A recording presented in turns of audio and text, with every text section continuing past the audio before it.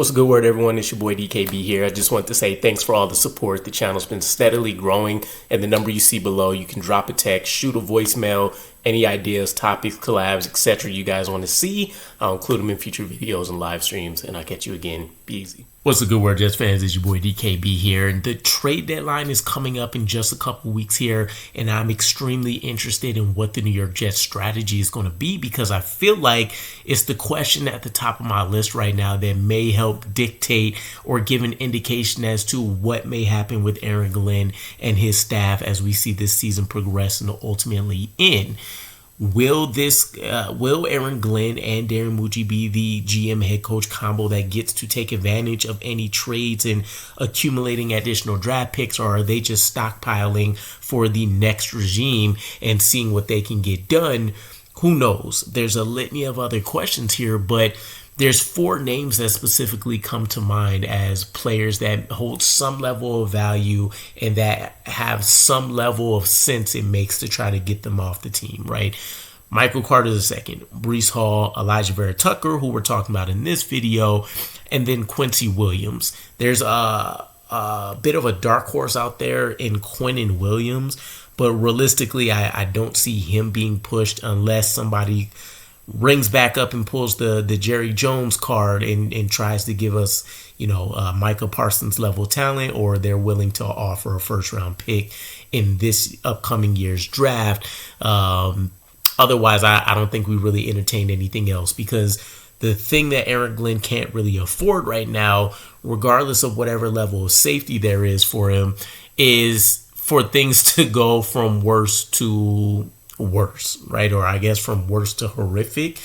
Either way, we've already put up some historically bad performances on defense, and we've seen some of the records that we've broken more recently. But let's drill in on Alijah Vera-Tucker here, right? Tom Pelissero in the last week or so, and I'm seeing more reporters come out and mention stuff, he highlighted the fact that there could be a pretty significant command of interest for Alijah Vera-Tucker coming as we approach the trade deadline, right?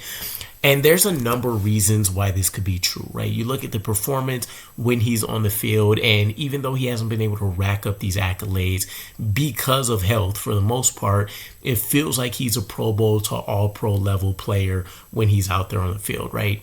Last time we got to see him healthy in 2024, he definitely looked like he was a top 10 to 12 guard.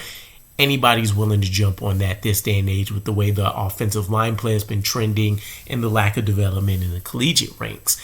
Now, if you were to push aside any health concerns, this isn't even a conversation.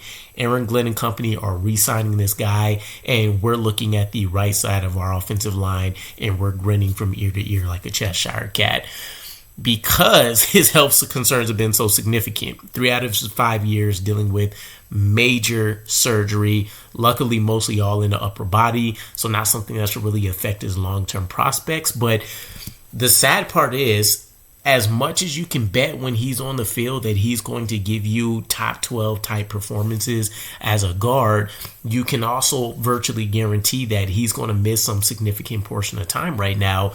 And that's what makes his name coming up the most intriguing in any potential trade talks here.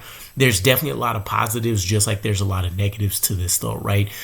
The contract negotiations.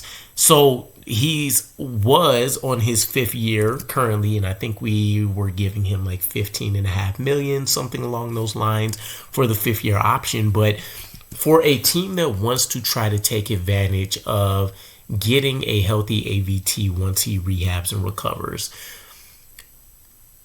the plus here is that you don't have to go through free agency assuming we let him reach that, right? You don't have to worry about trying to do a tag and trade or something of that effect if you're in the New York Jets, and even from a team that may want to pursue later on. You just don't have to worry about the whole fiasco of there being kind of a bidding war and all that kind of stuff if you were to hit free agency, right? Huge plus. Also, you get a chance to try to work out the contract negotiations where his stock is going to be as low as it could possibly get right now. And so in the same token that for the New York Jets, if we want to keep him, we're talking about there being an incentive heavy type contract based on games played and maybe percentage of snaps played or something like that. the next team can also set something up in that same favor, and maybe they're in a more, cap-friendly situation, whatever the case is, right? One of the factors for why I think this will make a ton of sense for our other team is if you look at the Bengals specifically and kind of this Andrew Luck-ish resurgence with Joe Burrow, right? It could end up being a tragic story for Joe Burrow's career as a guy that had every look, statistic, eye test, film review of being a Hall of Fame type QB, someone that could have gone down as like a top 5 player at his position. To see the amount of hits that he's taken, right?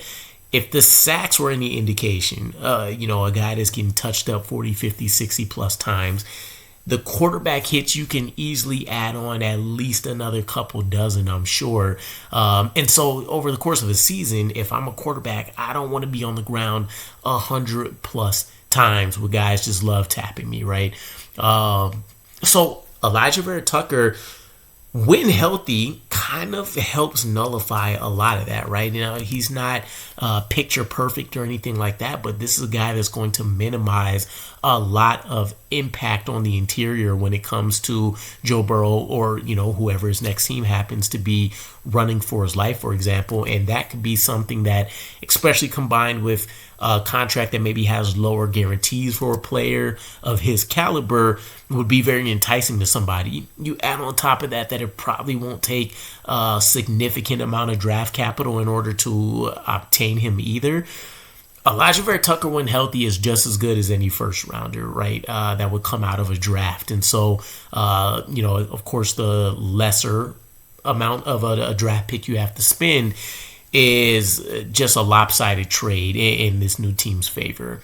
From the Jets' perspective, it also would be more beneficial, again, potentially, if Aaron Glenn and company can actually make these picks coming up in the 2026 draft, for them to get a 2026 pick instead of trying to play the comp pick formula and having to wait until 2027 and then still maybe at best getting a third rounder, which in the best case scenario may be what they can pull off and ask for with AVT as well. But it would suck to see him go, again, for the same Joe Burrow-esque conversation that I'm highlighting here as why someone would want to go out and get him. Surround the rookie with a guy that has some vet experience up front, right? Obviously, I think many of us would look at Joe Tippmann as an acceptable enough replacement, a guy that has enough upside to maybe reach an AVT level, maybe even peak a little bit further just in terms of what we've seen. And then John Simpson is that veteran, ferocious, type A personality guy that it feels like we really need on the line to kind of galvanize and get these guys together. So, I'd be sad to see AVT go, but it also feels like it would be a bit of a necessity to help kind of propel and jumpstart things for us. So let me know what you guys think. The AVT trade, in addition to just some of the other players I mentioned, again, MC2, Quincy, Breece Hall being some of the primary names that we're going to see out there. And I'll catch you guys again. Peace.